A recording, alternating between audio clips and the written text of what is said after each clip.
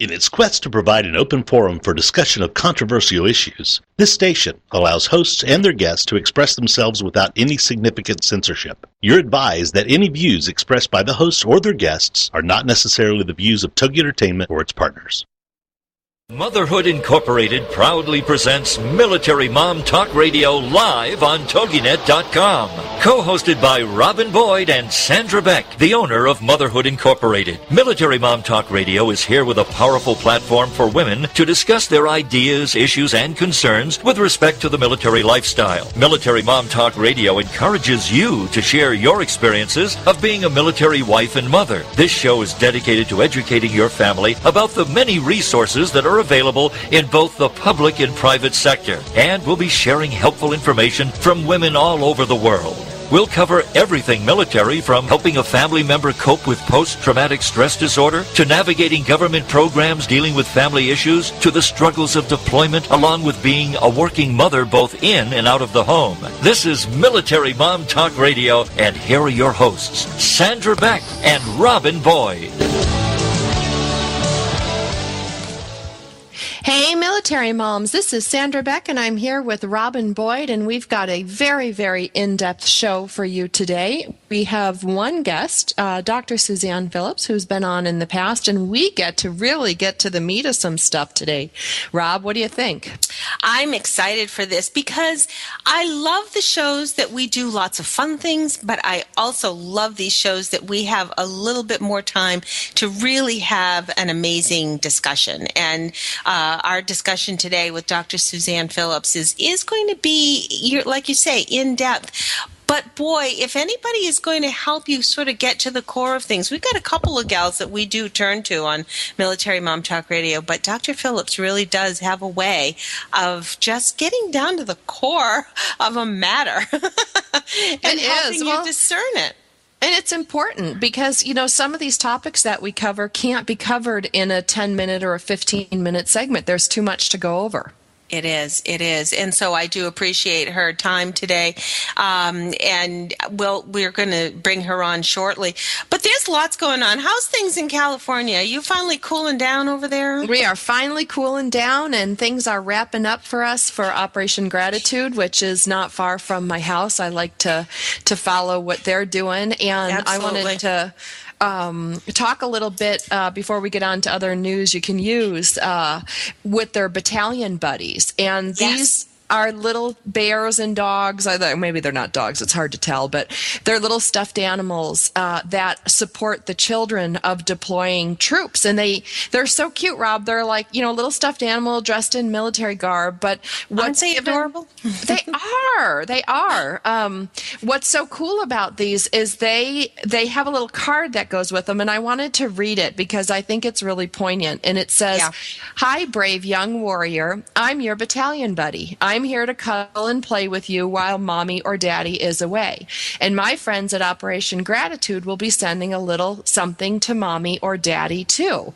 So it's a great way, I think, to connect, to connect the kids with Operation Gratitude. They do such a good job sending care packages to the troops, but I love that they send these to the sons and daughters of our U.S. military personnel as their units prepare to deploy. It's really pretty special. I just love Carolyn Blashik for her thinking outside the box, literally. She just has a way of finding a way to connect in such a loving way. And you're right, we did just blog on it today. If you go to militarymomtalkradio.com, you will see the article that we put. And oh my word, these little faces are just as precious as can be. But there are ways, if you do appreciate this kind of initiative, definitely go visit the website, because they are, of course, always looking for support in many different ways. They're at 16444 Refugio, is that how you pronounce it? Refugio Road? Refugio, yeah. Refugino. I just made it Italian. That's in Encino, California. And, of course, it's operationgratitude.com if you want to find out more. It is. It's a lot of fun. And you just sign up. It's like battalionbuddies@gmail.com, and you can nominate a kid to get, a stuffed animal for deployment. It's really a lot of fun. I just think, when I see these companies coming together and the troops coming together to help the children, they're kind of our little lost soldiers in this war. Oh, yeah, I know. And for things that they don't understand quite yet. So to help them bridge the parts that they don't understand, at least there's some love and support. I know our local National Geographic, our National Guard family readiness groups do an awful lot for the families back home while their loved ones are away. And they, very similar to what parents of deployed service members do with their battle parent buddies, the Family Readiness Group with National Guard does a very similar thing, and they try to partner people with parents who have children serving in similar capacities. The Family Readiness Groups are so powerful, and just they're angels on earth, because all of a sudden when a family is in the most need, that's when all of a sudden someone comes up and holds on to them until they're ready to move into the next part of a journey. So wonderful. We salute you all. Absolutely. So that email again, if you want to make arrangements directly for a shipment, is battalionbuddy@gmail.com. I love when they make it simple. I do too. I can pronounce it. I can spell it. It's all good. I know. Oh my gosh. There's lots of other stuff going on too. If you want to find something out on the East Coast and in the warmer climate on the East, we're getting chilly up here in New Hampshire. Down in Port St. Joe, Florida, our friends at Semper Fi Sisters are having a beach blast. Now, doesn't that sound like the best way to spend an October week? It does. They have an amazing get-together coming up. It is October 17th through 21st. It's at Port St. Joe, Florida. It's a fun-filled 5-day, 4 nights for women only, and it's no children, no spouses. It is just for the women, Army, Air Force, Navy, Marine, Coast Guard moms, wives, grandmothers, aunts, sisters, cousins, mothers-in-law, nieces, and if you want to take a breath and keep on going, they want all of the women affiliated with the service and military families to please join them. Blue, Silver, and Gold Star Mother units are joining together with Always Faithful Sisterhood to honor and support the men and women who are and have served our nation. So let's see where their website is. If you go to semperfisisters.com, you're going to see right up at the very top is a Beach Blast link, and you can get a lot more information there. That is so much fun. I love when these groups send in, and we get so much stuff coming in. We heard from There and Back Again, Sue McNabb. She's going to be a guest coming on in the next couple weeks, and we heard from Lee Woodruff recently about her book tour that's going on. That's right. Yeah, and some of the proceeds from her book tour go to promote her charity with her husband, Bob Woodward, which is I just think there's so many great programs out there. I can't believe it. I mean, we were contacted this week alone, Rob, by Horses for Heroes and vetsfund.org. I mean, there's groups coming out of the woodwork, I think, to help our troops. I think people are really getting on board that we need to make our own contribution from the home front. And you know what? I think, and of course, this is where my volunteers kind of background comes in, is that there may not be something that we can do on a global level. There may not be something that we can do on a national level. But there certainly is something we can do on a community level. And whether it means, as you know, I'm very involved in our community soup kitchen. We call it our Hooksett Community Kitchen. And we, last month, served over 125 people. And it is absolutely free. And we just welcome everybody to come for a home-cooked dinner that are in the area who need friendship and who need love and who need a warm meal. And we just love reaching out to whatever we can do within our reach. I mean, we can't fight the hugest battles, but we can, little by little, make some connection locally. And that, I just think, is what makes the world go round. It sounds corny, but there it is. Well, and it's a great way to bust you out of your funk. I know, you've dealt with me now for like 4 years between, my mom's death and my divorce and the kids and being a single mom. And I'll tell you, it's really humbling to go and work in some of these groups. And I do a lot of volunteer work, and I call it my reset. It's not even my volunteer work. It's the work that I need to do to reset so I can come back and be so grateful my kids are healthy, to be grateful that my dogs have enough food, to be grateful that I have a house to live in. It's really easy to get off track with these things, especially if you're depressed from a deployment, if you're depressed from, it being so hard. And we're coming up on the holidays, Robin. That's really tough on families when there's separation. Mm-hmm. It is. It really is. And I think some of what we're going to talk about today with Dr. Phillips may just kind of fall into place with this, in that we may be so busy with so many things, especially during a deployment, but on the other hand, there are times that we just don't have, we have too much time on our hands, or we don't have enough time.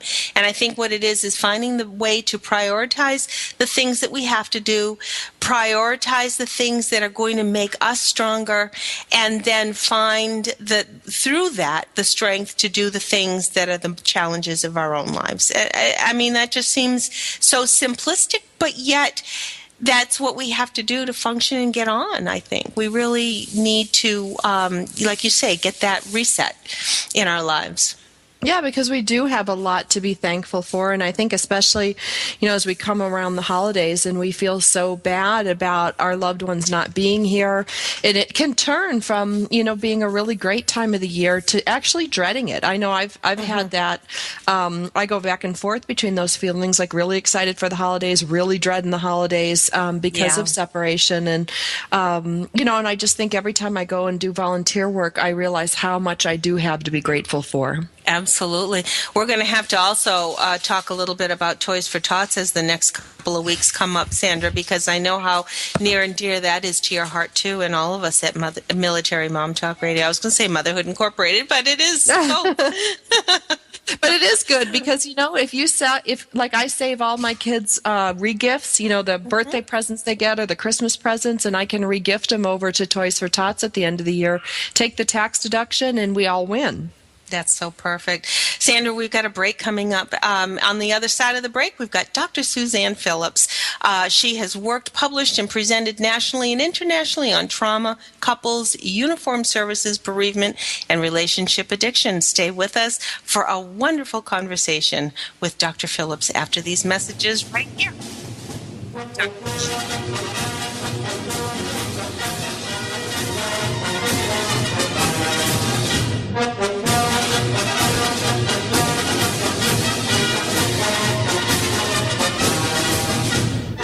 Are you a military mom looking for help in dealing with the system? Keeping the home fires burning? Well, that's what we're here for. It's Military Mom Talk Radio with Sandra Beck and Robin Boyd. And we'll be right back after these. Why do I feel so lousy? Why aren't my medications working? Why can't my doctor figure me out? These are just a few of the questions Dr. Kevin Connors will be exploring in Dr. Kevin Connors Live on TogiNet.com. The author of the book, Help My Body Is Killing Me, solving the connections of autoimmune disease to thyroid problems, fibromyalgia, depression, ADD, ADHD, and more. He'll dig into these and many other conditions to dissect the mechanisms of your problems, giving God the glory and looking for answers to make you look and feel better, to make you feel whole again. For more on him, his book, and the show, check out UpperRoomWellness.com. Never be satisfied with a diagnosis. There is always a reason behind it. And if you can alter the mechanisms that led you down your current path, we can change your future. It's Dr. Kevin Connors, live, here on TogiNet.com. Get ready to live La Bella Vita with Dawn Catherine on TogiNet.com. Live La Bella Vita. If you're wanting to know all the beauty tricks of the trade and the latest fashion trends before everyone else, this is your show. If you admire celebrities' beauty and their fashion sense, this is your show. Do you love wine and want to know more about the process it takes to make wine from the vine to the bottle? This is your show. Live La Bella Vita.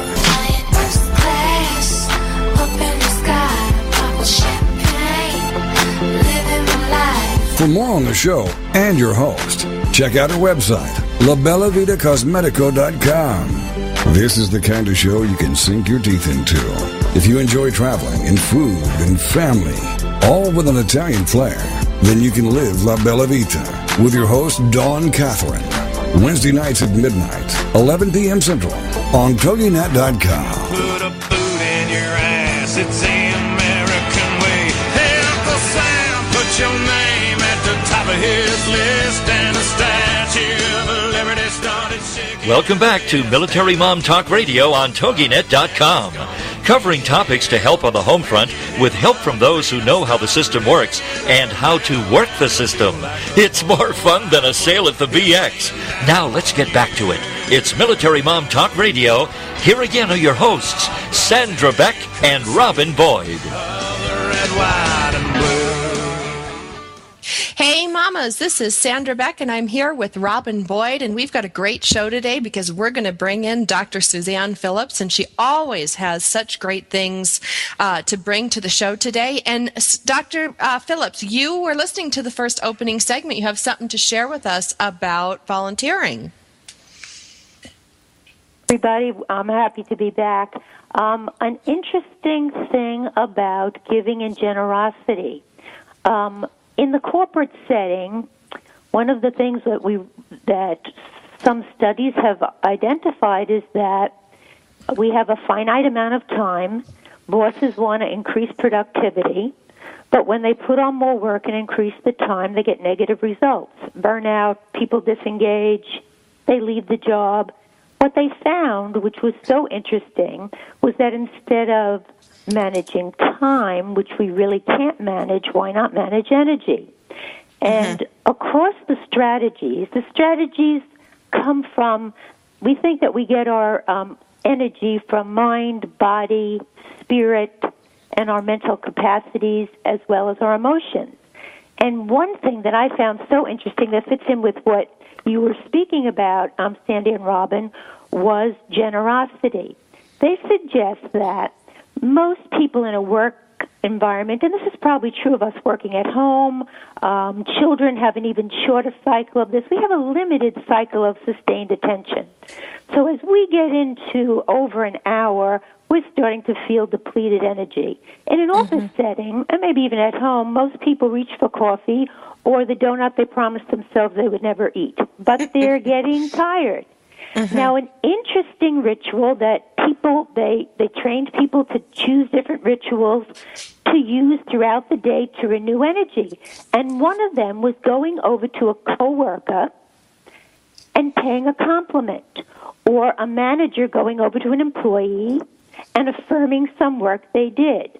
And it comes out of the research that suggests that generosity and giving cross-culturally benefits the giver as much as it benefits the recipient, because what it does is invite a tremendous mood shift, a positive feeling, an affirmation of self. We say that the best way to build confidence in yourself is to build it in somebody else. So when you talk about getting through the holidays by giving or thinking about how can I do something for someone else, I think you really not only do we spread the emotional wealth, but I think that's very restorative in terms of mental and physical energy. That's amazing. And I want to repeat that. Building confidence in yourself, and say it again first so I say it right, is building confidence in somebody else. Is that how you say it? The best way to build confidence in yourself is by building it in someone else. So as you compliment someone or mentor them or support another mom who's facing a deployment with kids, you're really spreading a sense of mastery, not only to her, but also to yourself. That's really beautiful. I wanted to just mention before I forgot it, because you were talking about how people reach out and try to come up with ways to handle time, which is not always on our side. One mother tried to avoid the nightmare of the dinner time when her husband was deployed. She knew it was going to be 13 months, 3 boys and her. So you might have even read about this. She did and advertised dinner with the Smileys. And that meant that once a week, someone from the community had dinner with them.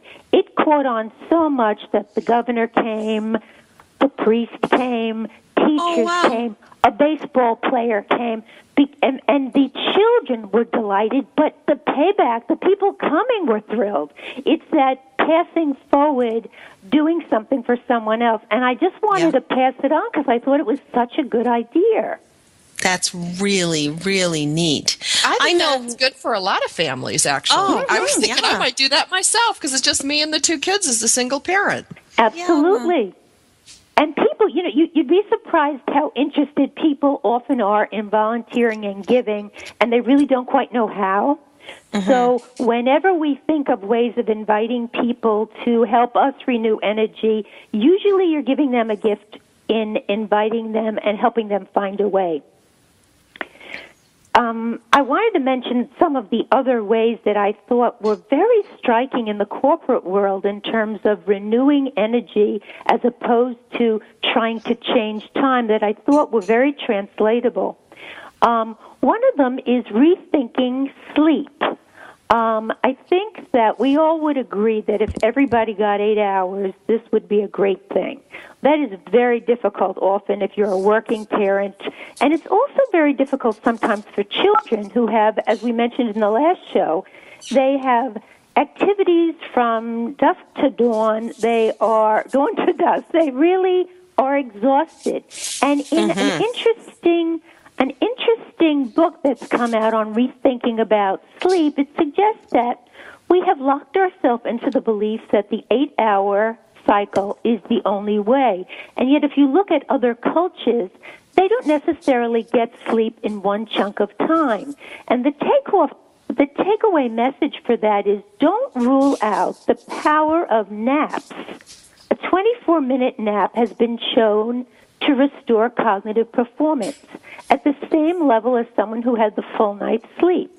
So when you think about, I keep thinking about when my kids were playing sports and they had been up so early and they would just come home and fall on their beds.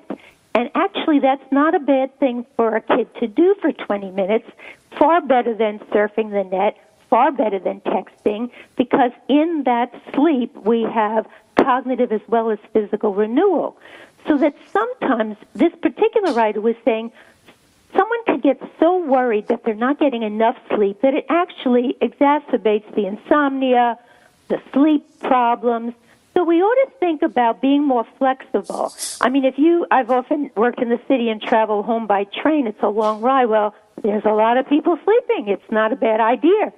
So that for moms, or people say you have a baby sleep when the baby sleeps, not a bad idea. So restoring sleep in little segments is something to think about. The same thing is true of exercise. We've come to see, and this was really true in the corporate world, that when you feel depleted, rather than reach for the coffee, those people who set up rituals like taking the steps down the building instead of the elevator and going outside and listening to their iPod for 5 minutes, or at lunchtime walking 10 minutes to a deli far away to get a sandwich. That is, we've seen in research now that 3 10-minute segments are probably more efficient than a 30-minute workout in terms of reducing blood pressure. A 5-minute segment of just getting away from your desk and walking to another department to speak to somebody is restorative and is what keeps energy going. I think that's true about children, too. Absolutely, because I have to unplug my kids. I've got today actually, I'm going to take a lot of heat for this from the other moms, I'm sure, but I let both my boys take a mental health day today. They're perfectly healthy, but they were stressed out, and both of them at breakfast were kind of whining and crying. They had been at their dad's all weekend, and they just wanted to be home. They just wanted to reset, and I knew if I had pushed them to go to school, because they have a different routine at the dad's, different foods, different bedtimes. It's a lot of stress on little ones. And when they came home this morning and they both looked at me, and I'm kind of a pushover with this stuff because I'm a big person that takes mental health days from my company. You can only take so much, and I let them stay home today, and they have been reading, they've been working in their workbooks by choice. Wonderful. Having a wonderful, quiet day. Each one's in their own room without me sending them there, which is a miracle in itself. I used to do that too. And actually, even when my kids were in high school it's structured so you only have so many sick days that you're allowed in a semester. And I sat my kids down and I said, you are going to be responsible for knowing what your workload is, what your commitments are to school and any other organization that you are committed to. And if you decide that you need to stay home for whatever reason, you be honest with me, you tell me what you're doing, you tell me why you need to stay home, and I'll write that note for you, because obviously you got to have the parent's note to get back in the next day. But I was very glad that my kids respected their limits and that I was giving them that responsibility that helped them make some good choices, I guess. I felt very strongly that, mental health day everybody needs once in a while. Yeah. See, I think what's so valuable in what Sandy read today and what you're even saying is very often fatigue, irritability, inability to concentrate, fighting over homework, they're really signs that the person and the little person is depleted. And nothing is more restorative than being off task. Now, what's interesting is that's defined in different ways. Your kids reading what they wanted to read when they wanted to read it, or sitting in a certain chair in your house rather than at the desk, or being able to go in and get a snack today because they were kind of overtired, that is restorative. Then we know it's likely, the immune system's not going to take a hit. Because when you think about it, even as adults, we're usually most irritated. We don't know what we want to eat. We don't know what we want to do. We can't do the bills. Usually that means you're exhausted. And being off task is very reparative. So I think it was a great idea. They're lucky they have a mom who could read the cues there. I think they really are lucky. Dr. Phillips, we're going to take a break right now.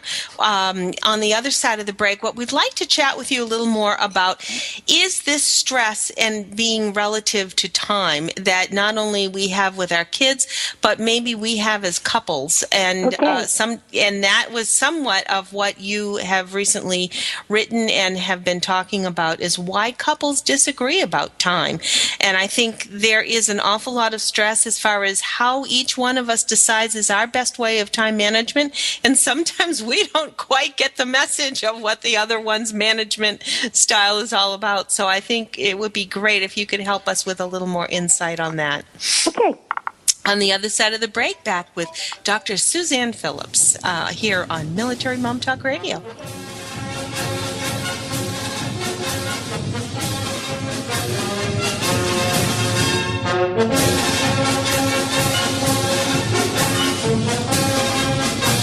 Are you a military mom looking for help in dealing with the system? Keeping the home fires burning? Well, that's what we're here for. It's Military Mom Talk Radio with Sandra Beck and Robin Boyd. And we'll be right back after these. Are you ready to get your woohoo on? From business and branding to babies, best-selling books, and personal breakthroughs? Then it's time to tune in to Woohoo Radio, Love, Life, Business, and the Pursuit of Happiness with your host, Lisa Stedman, Wednesday afternoons at 4 p.m. Central on TogiNet.com. Using her signature blend of inspiration, motivation, and kick-butt action, best-selling author and chief woohoo woman Lisa Stedman wants to help you discover the woohoo that only you can do. Lisa will show you how to create your signature woohoo way of love, life, business, and the pursuit of happiness without losing yourself. If you're tired of a one-size-fits-all approach to career, relationships, and personal growth, get your weekly woohoo on with Lisa and her rock star guests as they reveal their personal stories of bouncing back from boohoo of rock bottom into the woohoo of love, life, business, and the pursuit of happiness. Check out her website, lisastedman.com. Join us for Woohoo Radio, Love, Life, Business, and the Pursuit of Happiness. Wednesday afternoons at 4 p.m. Central on TogiNet.com. Second chances. We all deserve them, and we are all worthy of them. Second Chances. With your host, Midge Noble. Thursdays at 8 p.m. Central on TogiNet is like coming home to warm, fresh-baked cookies, a hug from Grandma, or an enthusiastic greeting from your dog. Second Chances, hosted by Midge Noble, a licensed professional counselor, is affirming, warm, genuine, validating, and thought-provoking. Second Chances is a place to be heard, a place to laugh, a place to cry, and a place to be seen. For more on Midge and Second Chances, check out MidgeNobleSecondChances.com. Then be a part of a show that will change how you think, how you feel, and what you do. Give yourself the gift of second chances and see where it will take you. So take a deep breath, open your heart, open your mind, and join host Midge Noble for Second Chances. Thursdays at 8 p.m. Central on TogiNet.com. There ain't no doubt I love this land. God bless the USA.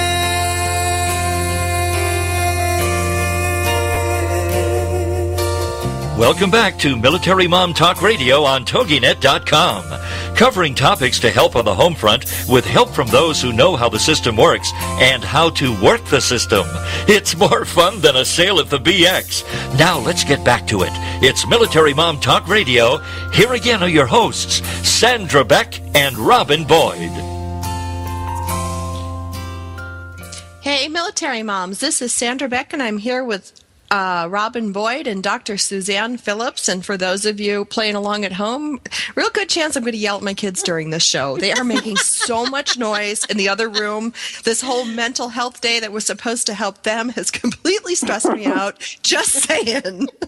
So I am going to mute my headset from this point onward and chime in only when I can, because I don't think you want to hear me go, "You guys, knock it off in there," because you will. Okay. You will for sure. I've told you, Sandra, but we had a business too in the house when the kids were young, and I have visions of me in the coat closet. I'm telling Dr. Phillips this. I would take my phone into the coat closet and muffle myself into the coats because the kids were fighting the universe or fighting each other or doing whatever they had to do in the living room. And we had a very small house, and that would be the way I'd be able to talk to a client. And of course, I'd have that very business-like voice and get off the phone and say, "You guys," just like Sandra's saying. So yeah, we've all been there, San. So that's perfectly fine. That's what motherhood's all about. And I also think too, it's part of what our lives are in this century. Don't you think, Dr. Phillips, is that we are multitaskers to the exponential degree. We are doing businesses at home. We are doing businesses in the corporate world outside the home. We are doing all of the kid type things. Talk about stress and time management. This is very difficult. Well, just a quick word on multitask, because I think it's worth just thinking about it for a minute, and that is when we really look at it as far as tasks that require sustained attention, well, we really don't multitask. We just move quickly between them. Now, you can throw a load of wash in, throw a chicken in, and sit down and do a job proposal or work with the kids with homework. You cannot be texting on a phone, doing the bills, and helping the kids with homework. Those things that require sustained attention require that we pull off one task and pull on another. And what they find in terms of research is that if you're doing a proposal for a show and you are answering every text, watching every email, and taking your phone calls, you're going to probably add 25% more time to that particular task. But we've been so seduced into thinking we can do all this that we actually are paying the price time-wise, much less stress-wise, of doing everything at the same time. That's not true of non-intellectual type tasks, but it's definitely true of sustained attention type tasks. Which brings us to the way couples differ and whether or not they agree with something like that and how they use their time. Because in terms of all the multitasking we do, we usually will tell the other we think the other wastes time. We think watching football all day is a waste of time. And when we say, is it 10 minutes real time or 10 minutes football time, everybody knows those are very big differences. And a spouse might think that talking with your girlfriends on the phone, which is your only route to sanity that night, is a big waste of time when you know you have to talk to someone who understands what you're talking about. So one of the things that I've seen with couples and that I've written about is the question of use of time and everybody's personal time sense. One man who wrote a book called The Geography of Time traveled all over the world, and he said at times he was just beside himself. Depending on the culture, depending on where he was, people use time differently. He decided no one really wastes time. Everybody just uses it differently. And I do think there's something to that with couples, and that is, I think that people need different balances of time. Most of us think that men, women, children, we all need a certain amount of private time, a certain amount of work time, a certain amount of intimate time, and a certain amount of general social time. But those degrees to which we need it may differ. You may have a spouse who really doesn't need to be alone much, and you might be someone who really needs the renewal of private time. Mm-hmm. You might be someone who does not mind waiting an hour in a doctor's office or at an airport, knowing you are on time for that flight. You might be married to someone who hates giving up his time to anyone and so must get there literally when the last person is handing their ticket in. That's not easy with a couple because she's a wreck and he's feeling good, or he's infuriated that they're waiting and she's finally feeling relaxed. So very often couples have to think about and look at, why are we fighting every time we travel? It's really about the issue of how we see waiting and the way we use our time.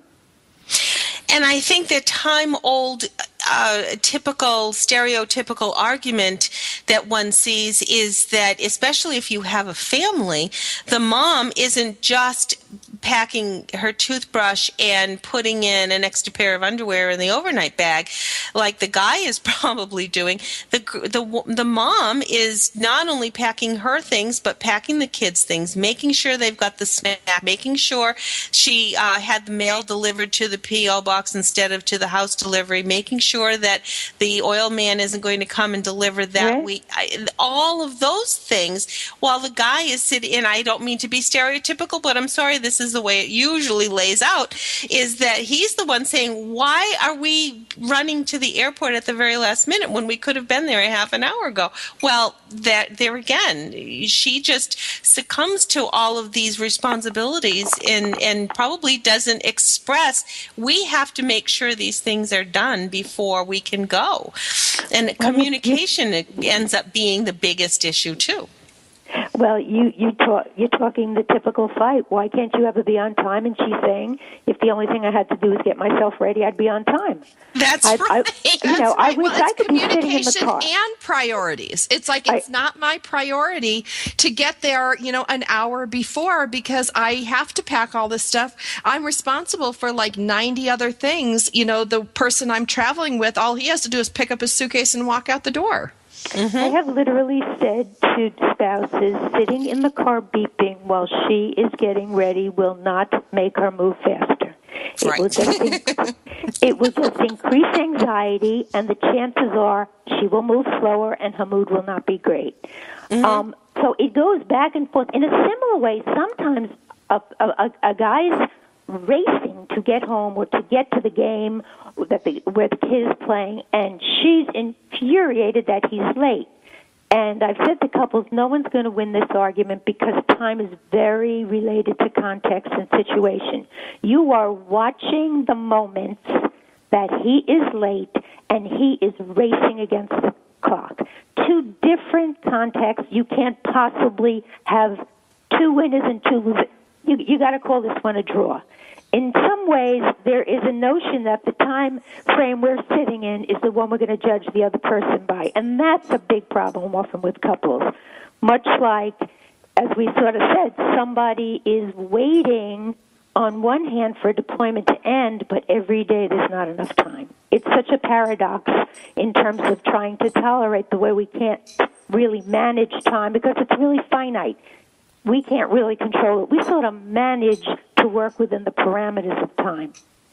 Well, and the other thing about time, like with deployment and with separation, you guys, is what's the time frame that's appropriate to get back to someone? Like for me, I'm kind of an, ADD hyper person. So I get back to, my partner who's away right away. Boom, boom, boom. You text me, I'll text you right back, give you what you need to know.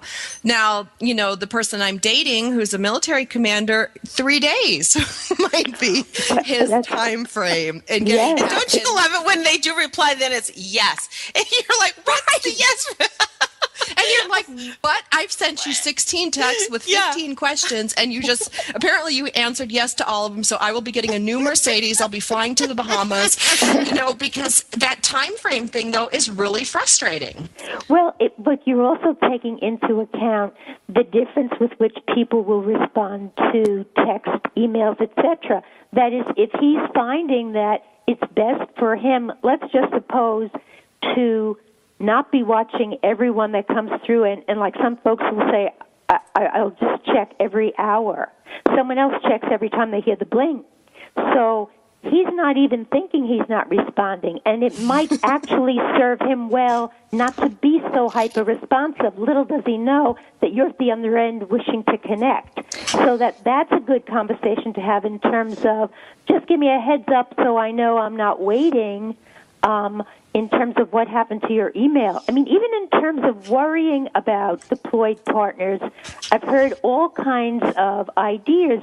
One commander, a female Air Force commander, said, it became so addictive that I started thinking I couldn't move if I didn't get his response back, and then we both decided, okay, we're not doing this.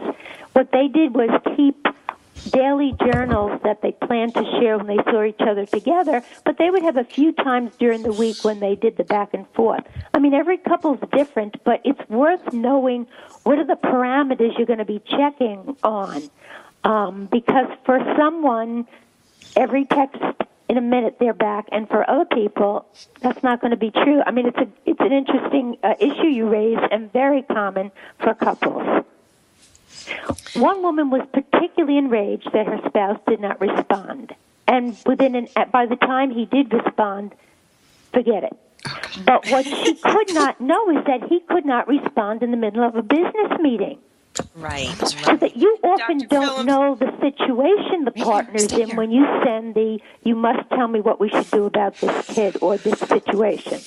Right. Dr. Phillips, we'll pick it up on the other side of the break. Today we're talking with Dr. Suzanne Phillips. She's a licensed psychologist, psychoanalyst, certified group therapist, and all-round person that we all need in our lives every single day. I wish I could just text you sometimes and just say, really, really? We are going to talk a little bit more on the other side of the break. I'd like to maybe wrap up the hour, Dr. Phillips, talking about what techniques or what avenues we can really look at to where we can expand our energy and reduce our stress. Back in a moment with Dr. Phillips on Military Mom Talk Radio.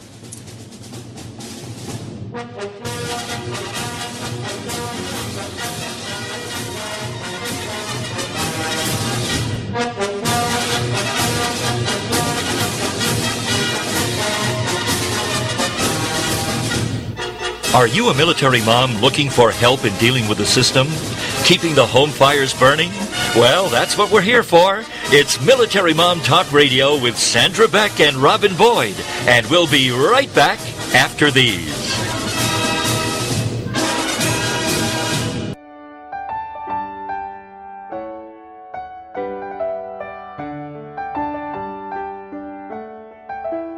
The Mary Beth Wells Hour is a talk radio show where we reach out, reach deep, and talk about topics of substance.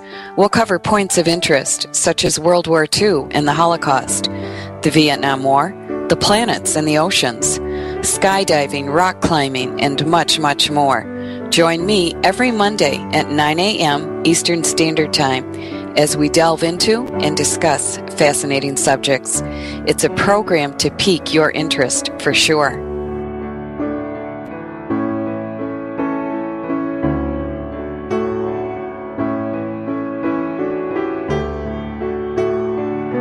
Is there more living for you to do? Yes. Start living inspired. Be here for Living Inspired with Tricia Goyer. Thursday afternoons at 4, 3 p.m. Central on TogiNet.com. Tricia will dig deep into topics that matter most to women, inspiring women to make a change in their own lives and to make a difference in the world, and maybe even deep within their own hearts. Tricia is a wife, mom, speaker, family expert, and author of 24 books. For more information on Tricia and living inspired, go to her website, TriciaGoyer.com. That's TriciaGoyer.com. Tricia's vision is to be the voice of hope and possibility for women of all ages. Her intention is to serve ordinary women by encouraging extraordinary things with God's help. Tricia expresses real life, real hope for real women. Is there more living for you to do? Yes. Start living inspired. Living Inspired with Tricia Goyer. Thursday afternoons at 4, 3 p.m. Central on TogiNet.com. Put a boot in your ass, it's the American way. Hey, Uncle Sam, put your name at the top of his list, and the Statue of Liberty started shaking. Welcome back to Military Mom Talk Radio on TogiNet.com. Covering topics to help on the home front with help from those who know how the system works and how to work the system. It's more fun than a sail at the BX. Now let's get back to it. It's Military Mom Talk Radio. Here again are your hosts, Sandra Beck and Robin Boyd. Red, white, and blue. Hey, military moms, this is Sandra Beck, and I'm here with Robin Boyd, and our guest today is Dr. Suzanne Phillips. For those of you who weren't here during the commercial break, yes, I did yell at my kids because they were hitting each other. We started with foam swords, we had a dog scratch, we had a Band-Aid emergency. What's our break, like 45 seconds, something like that? That's a good use of time. It is. Very good use of time. Suzanne, I'm so happy that you talked about the time frame in which men and women, get back to each other, or standing in line at the airport. I'm consistently dawdling in the bookstore while my partner is, first in line, front and ready, right on the plane, ready to get going. I mean, we're so different. And having that conflict always, because I'm putting my makeup on in the car, I'm not even dressed, by the time we're going, is really a sore spot, and especially aggravated by when somebody is on when somebody's out of the country or out of town for work. It's really hard. And I think men and women are so different with time in general. Yes. Mm-hmm. There's definitely gender differences in terms of responsiveness. Dr. Phillips, do you know of a person named Mark Gungar? And I'm not even sure that I'm pronouncing his last name right.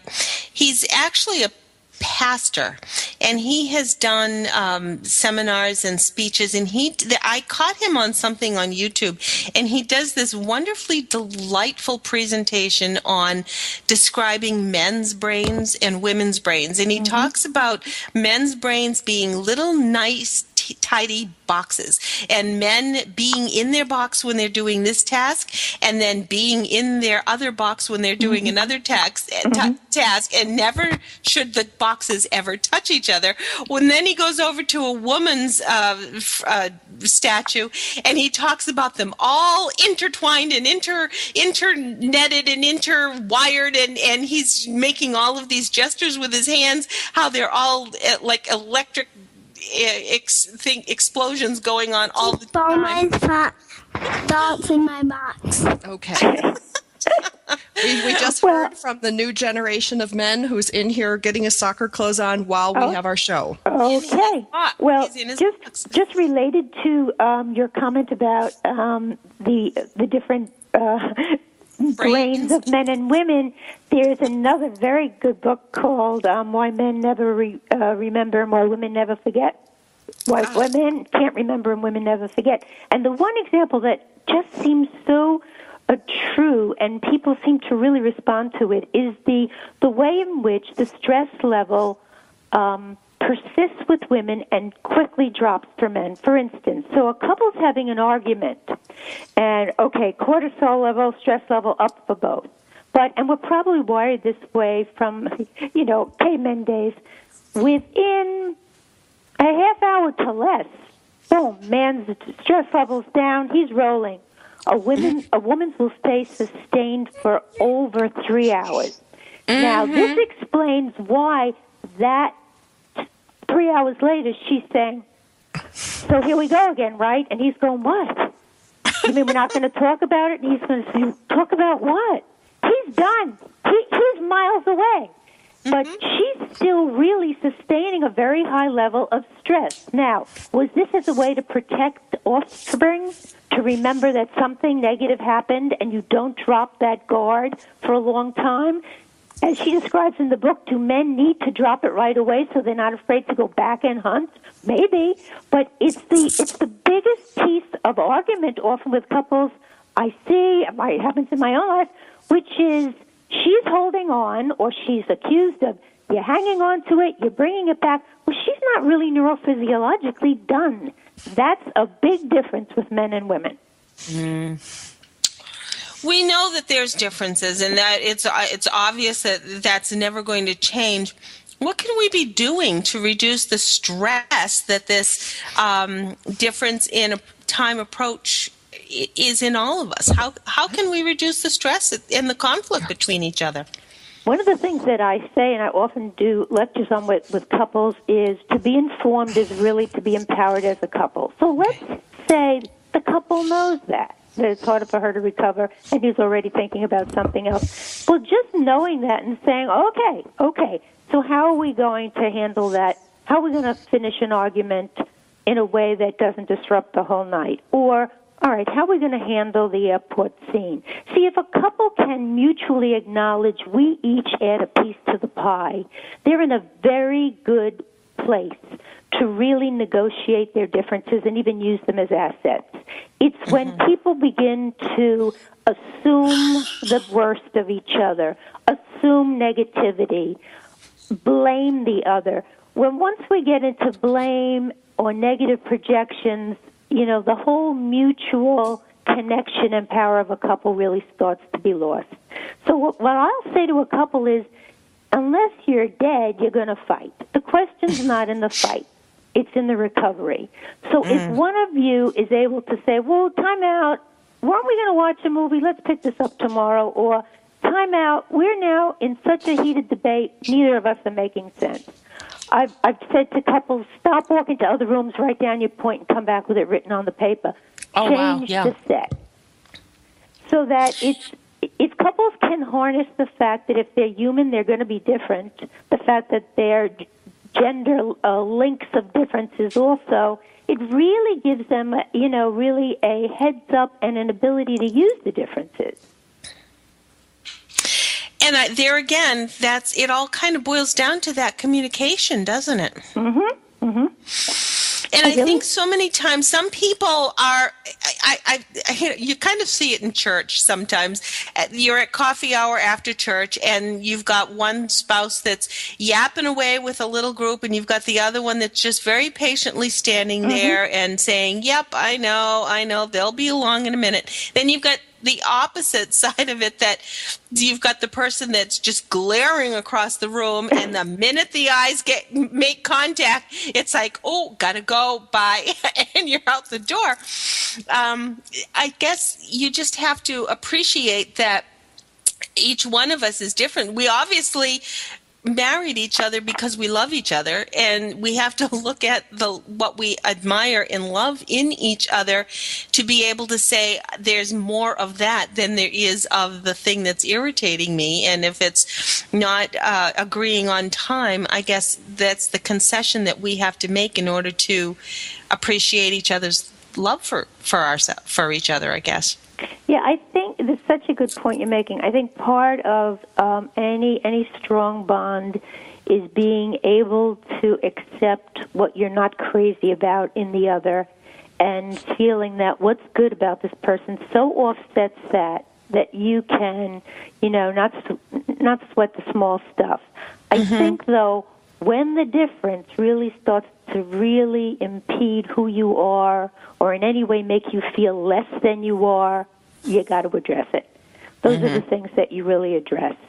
And then when you throw in the mix of a military commitment that isn't in either one of your control, I think that's where we as military families have to really find a different strength and a different way of dealing with something, because we can look at each other at the church in the coffee hour, but we can't do anything about it when those orders come. Right. I think appreciating the different roles and the impact of those orders on each of the partners is a big thing.